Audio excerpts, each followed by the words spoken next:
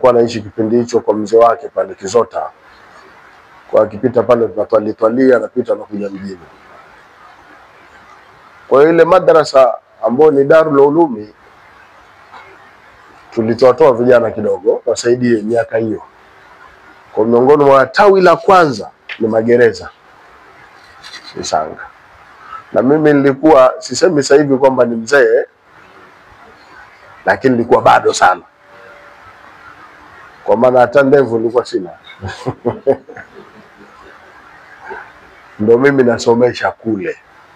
Na wanafunzi nilikuwa nawasomesha mpaka leo na wafahamu, pengine mama kwa kweli, pengine na wajukuu.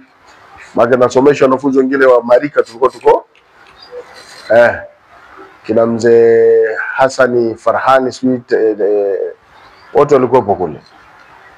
Kwa hiyo msikiti ule ulikuwa ni wa mawe kama tulivyo ushuhudia, lakini kilinihuzunisha kitu kimoja baada ya kuwa kutembelea kule na kuona msikiti bado uko katika hali ile ile ya miaka hiyo. Nikasema hili ni jukumu, sina mtu mwingine. Hili jukumu si la mbunge, jukumu si la mkuu wa mkoa wala si la nani, bali mimi mwenye dhamana ya uongozi, na kwa kuwa msikiti wenyewe una historia na mimi. Maana nilikuwa nasomesha sometimes huko tukua kama walimu wawili, nikitoka mimi nashinda naenda magereza, huyu mwingine anabaki hapa. Lakini kuna ile sera yetu ambayo tulioiweka miaka kama 5 imepita sasa hivi, ya kuifanya Dodoma kuwa makao makuu. Isiwe makao makuu ni idara au nyumba za serikali au maofisi ya serikali. Kwa Dodoma iwe makao makuu mpaka misikiti iendane na sifa ya makao makuu.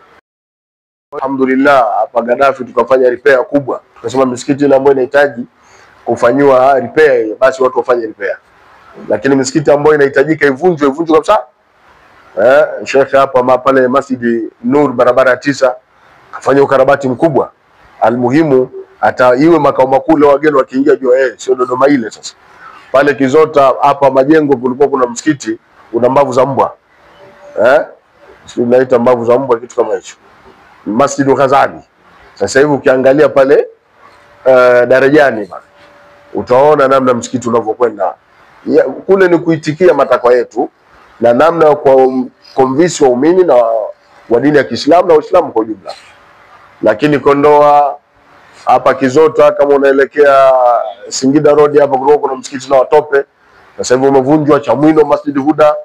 Kwa hiyo alhamdulillah ule mwitiko umekuwa mzuri.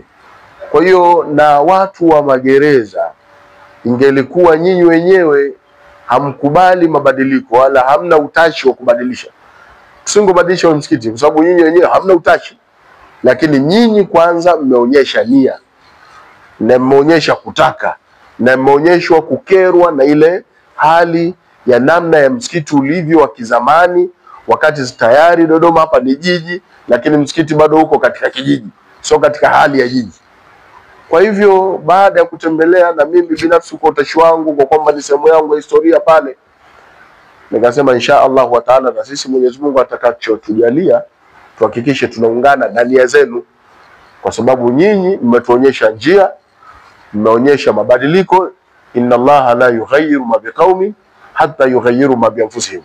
Mwenyezi Mungu hayuko tayari kubadilisha mfumo wa maisha watu ambao wanaishi mpaka watu wenyewe wakubali kubadilika. Kwa nyinyi mlipokubali kubadilika, Mwenyezi Mungu amethibitisha nyoyo zenu, akawapa nguvu, mkashikana kile kikubwa kidogo na nini, basi kimekuwa na baraka. Kiukweli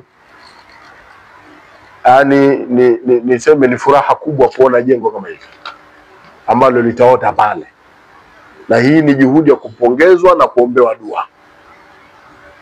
Ni historia kubwa sana na ni ushindi mkubwa kwa sisi Waislamu. Shida moja, tunapewa nafasi lakini tunashindwa kuzitumia.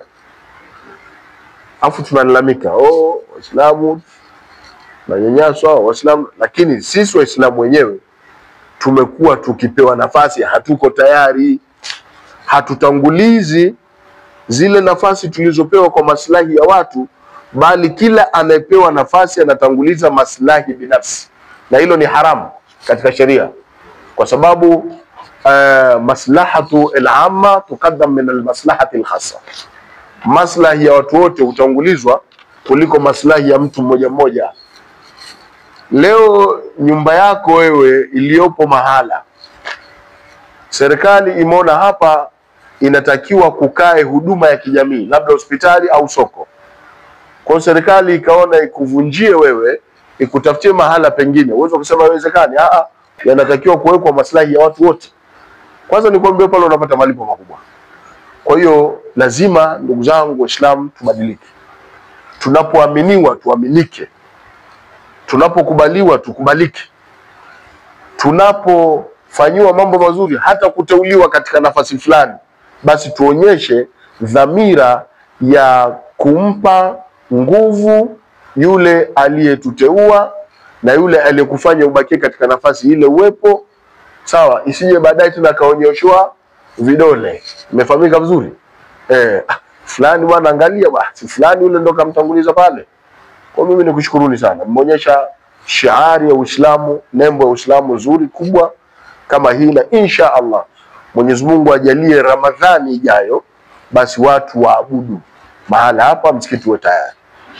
Na mimi nirudie tena kuahidi, tofari nilizozitoa hizo 1000 si kwamba ndio kikomo.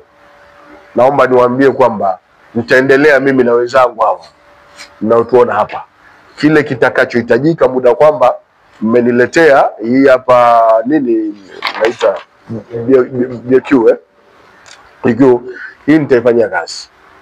Nitapitia na uzuri katibu wa mkoa naye yupo hapa, tutakuwa naye, tutaangalia namna gani tunaweza tukawapushi. Lakini na jamaa zangu na marafiki nao ambao wengine uchimba visima na wakajenga pia misikiti, nitawashirikisha, kwa sababu pale itaonekana sio tena kwamba wanajenga, sio wanaanza, bali watakuja kuangalia wapi mmeshia, wao wamalize.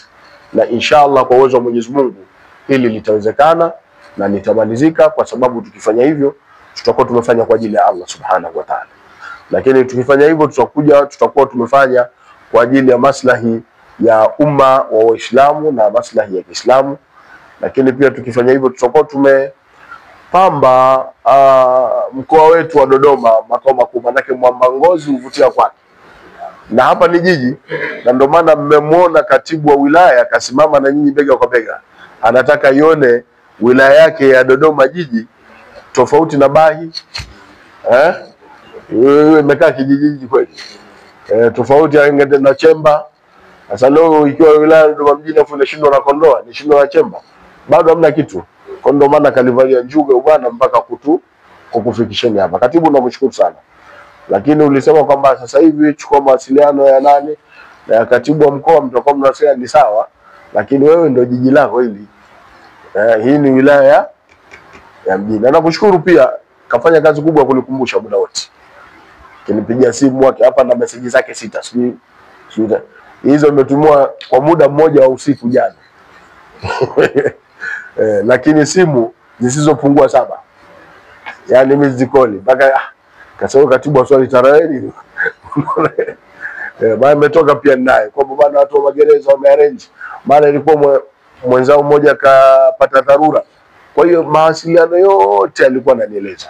Kwa hiyo ni kuonyesha ni mtu mwema, mtu mfuatiliaji. Na ndio sifa siku zote ya mtawala na kiongozi anatakiwa awe hivyo. Nakushukuru katibu kwa juhudi zako mpaka hapa leo, alhamdulillah tumefanikisha.